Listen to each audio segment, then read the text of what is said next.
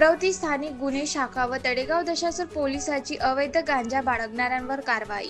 अमरावती ग्रामीण पोलीस अधीक्षक विशाल आनंद यांनी अंमली पदार्थ बाळगणारे व विक्री करणाऱ्या गुन्हेगारांवर धडक कारवाई करण्याबाबतच्या सूचना स्थानिक गुन्हे शाखा येथील अधिकारी व अंमलदार यांना निर्गमित केल्या होत्या।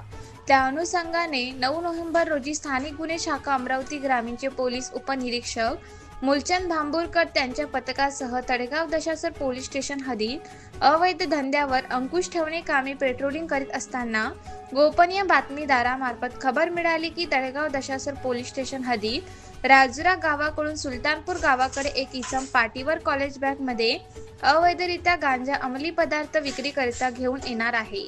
अशा माहितीवरून सुलतानपूर फाटा येथे सापळा लावून गणेश माणिकराव गणवीर याला ताब्यात घेऊन त्याच्या जवळील कॉलेज बॅगची झडती घेतली असता त्याच्या ताब्यातून 2 किलो 10 ग्रॅम किंमत 40,000 20 रुपयाचा मुद्देमाल जप्त करण्यात आला। तसेच त्याच्या ताब्यात छत्तीसगड व ओरिसा येथून आल्याचे रेल्वे तिकीट मिळून आल्याने ते सुद्धा तपासकामी जप्त करण्यात असून आरोपी व जप्त मुद्देमाल पुढील कारवाई करता तळेगाव दशासर पोलीस स्टेशन यांच्या ताब्यात देण्यात आले।